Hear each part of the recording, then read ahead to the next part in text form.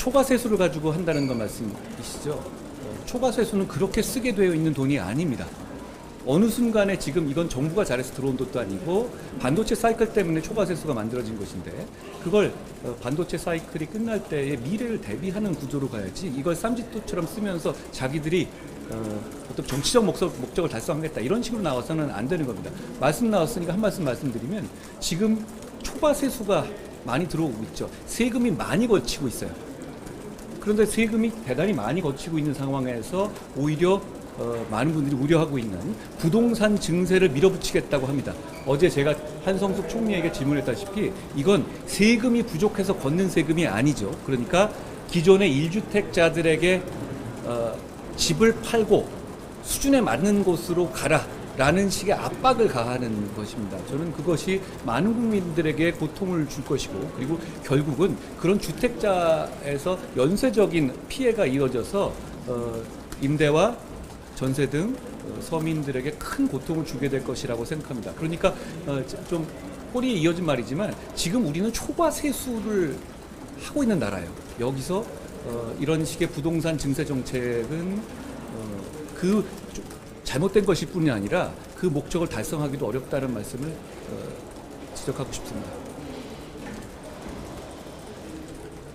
또 하나 이거 말씀드리죠. 어제 그제 해가지고 민주당 이재명 대통령, 김민석 대표, 박주민 의원, 서영교 의원, 박지원 의원 등등등 기타 등등 쭉 해서 편먹고 이렇게 노웅래 돈봉투 사건에서 증거가 배제돼서 무죄난 사안을 가지고 계속 얘기를 하고 있죠. 저는 그건 지금 보안수사 문제로 인해서 공소 취소에 기반을 할 수 있는 그 여론이 많이 악화된 상태에서 그거 한번 불씨 살려보겠다고 몸부림치는 것이라고 생각합니다. 저는 근데 이 말씀을 드리고 싶습니다. 돈 받은 장면이 전후 상황이 녹음된 녹음 파일이 있음에도 불구하고 그 파일을 수사 당국이 확보하는 과정에서 영장을 따로 받지 않고 당사자로부터 임의 제출받았다는 이유 때문에 무죄가 난 사안입니다. 돈을 안 받았다는 식으로 갈 수 있는 문제가 아닌 거죠. 그러니까 결백한 무죄가 났을지언정 이건 그런 이유에서 된 것이죠. 그러면서 저는 안타깝게 생각하는데 그런데 돈 받은 정치인에게 정의가 실현되지 못한 것을 안타까워하고 약올라하는 많은 국민들께서 수사당국의 과오를 강력하게 비판하실 수 있는 문제라고 생각합니다. 그 점에서는 저도 그렇게 생각합니다. 그렇지만 이렇게 운 좋게 처벌을 피한 사람과 그 정치 세력이 이때다 하고 억울한 척, 안 받은 척 하면서 이재명 대통령 공소 취소의 불길을 살리려고 하는 것 이건 대단히 뻔뻔하고 성공할 수도 없는 일이다라는 것을 분명히 지적해 주고 싶습니다.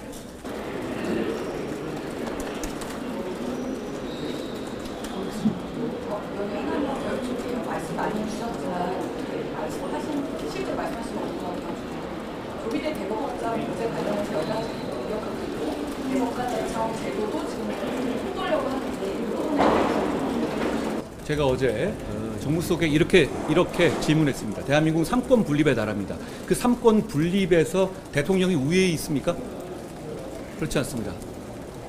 대법원장에게 제청하라고 한 이유는 대통령의 입맛에 맞는 사람으로만 사법부가 구성되는 것을 막기 위한 헌법적 장치입니다. 그걸 뭉개면서 우리랑 사전에 얘기 안 했으니까 이 사람을 안 해주니까 너는 탄핵하겠다.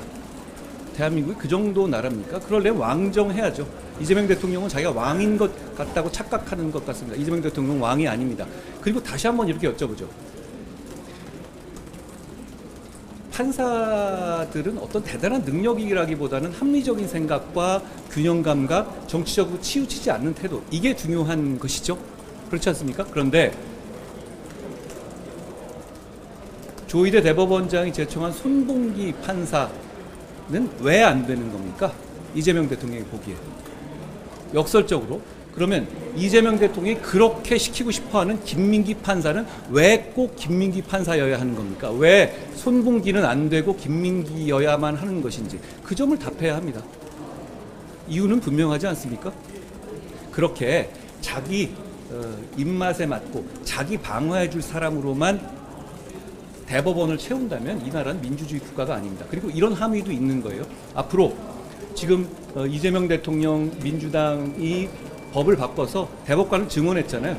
이재명 대통령 임기 내에 그 열 몇 명, 그러니까 그 플러스 그리고 추가로 지금 임기가 만료되는 자리까지 포함해서 대단히 많은 대법관들을 임명하게 돼 있죠. 저는 거기서 이미 대법원을 제압해서 자, 앞으로는 적어도 이거는 이대로 넘어가더라도 앞으로는 내가 시키는 사람 할 수밖에 없을 거야 라는 식으로 압박하고 있는 거라고 봐요. 그러니까 앞으로 임명할 모두는 진짜로 우리 말 들어야 돼 라고 겁주는 겁니다. 그러니까 플랜카드 걸고 이러는 거 아닙니까? 제가 그 플랜카드 위에다가 헌법하게 민주당, 그러니까 조의대는 물러나라 이렇게 써놨더라고요. 그 위에다가 헌법하게 민주당이 물러가야 한다고 썼습니다. 국민들은 그렇게 생각하실 겁니다.